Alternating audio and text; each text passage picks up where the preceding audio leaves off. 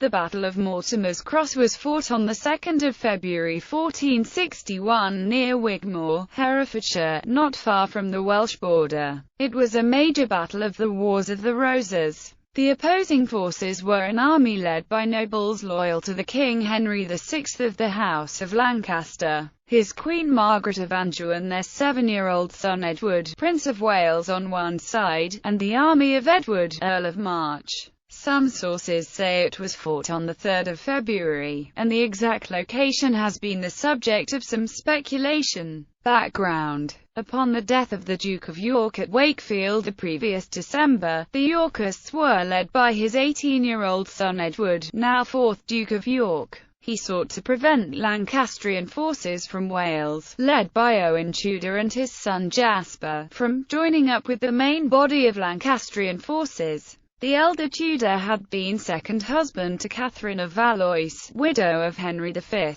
His army included the Welsh from their own lands in Carmarthen and Pembroke, and French, Bretons, and Irish mercenaries led by James Butler, Earl of Wiltshire and Ormond. Edward, based at Wigmore Castle, had gathered troops from along the borders, and there were also significant Welsh forces on the Yorkist side, especially Sir William Herbert of Raglan and his supporters, who included Sir Richard Devereux, Herbert's father-in-law, and John Milewater, John Touchet, Lord Audley, Lord Grey of Wilton, and the future Earl of Devon created by Edward, Humphrey Stafford. After spending Christmas in Gloucester, he began to prepare to return to London. However, Jasper Tudor's hostile army was approaching and he changed his plan, so as to block Pembroke's advance and block him from meeting up with the main Lancastrian force which was approaching London. Edward moved north with an army of approximately 5,000 men to Mortimer's Cross, perihelion. As dawn broke, the meteorological phenomenon known as perihelion occurred. 3 suns were seen to be rising. The appearance of this sundog so soon before the battle seems to have frightened his troops, but Edward of York appears to have convinced them that it represented the Holy Trinity and that therefore God was on their side. He later took it as his emblem, the sun in splendor. The event was dramatized by William Shakespeare in King Henry VI, Part 3, and in Sharon K. Penman's The Sun in Splendor. Battle. One of York's advisers, Sir Richard Croft, a local lord from Croft Castle, recommended positioning archers at the crossroads in order to halt the Lancastrian advance. Pembroke's army was about 1,000 men smaller than York's, and, being untried in battle at that point, may not have originally planned to fight. But by midday, it was clear that they would have to in order to cross the Lug. The Lancastrians commenced the attack. Butler's battle led the first assault, forcing Edward's right wing to retreat across the road, where this flank dissolved. Pembroke faced Edward's centre division and was held off, but most decisively, Owen Tudor attempted an encirclement of the Yorkist left wing. His battle was defeated and a rout commenced.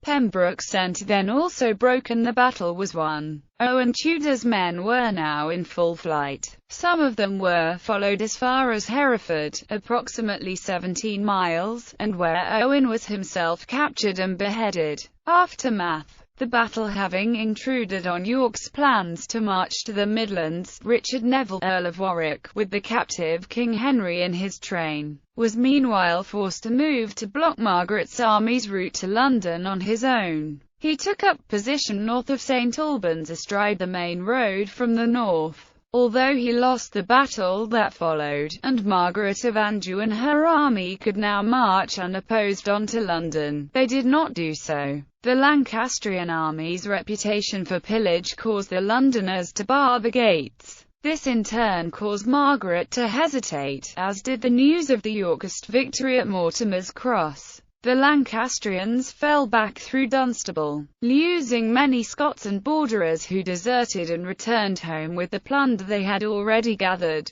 Edward of March and Warwick entered London on the 2nd of March, and Edward was quickly proclaimed King Edward IV of England. Within a few weeks he had confirmed his hold on the throne with a decisive victory at the Battle of Towton. Alignment controversy. Conventional sketch maps of Mortimer's Cross show the armies facing each other across the valley with the River Lug at the rear of Edward's Yorkist army. This almost east-west alignment is partly based on the supposed approach routes of both armies. It has been pointed out that this would mean that Yorkist Edward had the river at his back, an obstacle which would invite disaster if the Yorkists were either pushed back or routed. His fleeing men would be cut down from behind while trying to wade the shallows. Edward was known to be militarily astute, and he is likely to have been well aware of this risk. Writing for Hobbler, the Journal of the Lance and Longbow Society, Andy Lamkowski suggests that a second battlefield alignment is quite plausible, that Edward drew up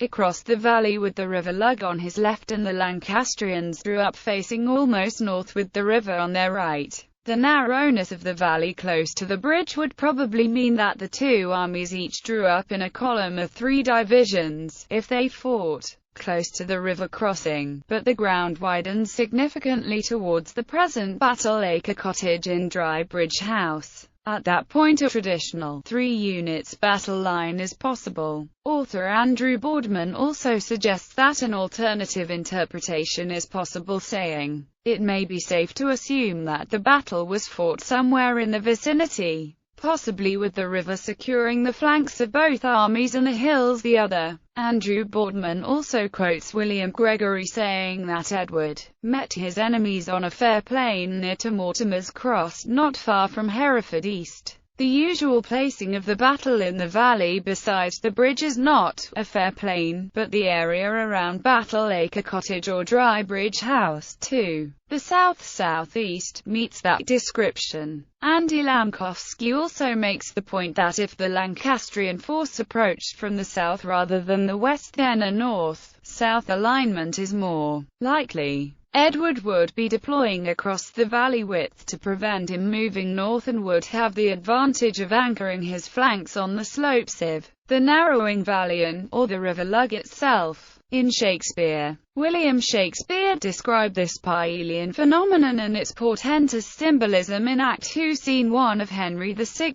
Part 3. 3 glorious suns, each one a perfect sun, not separated with the racking clouds, but severed in a pale, clear, shining sky. See. They join, embrace, and seem to kiss, as if they vowed some league inviolable. Now are they but one lamp, one light, one sun. In this the heaven figures some event. However, Shakespeare omits any mention of the following battle.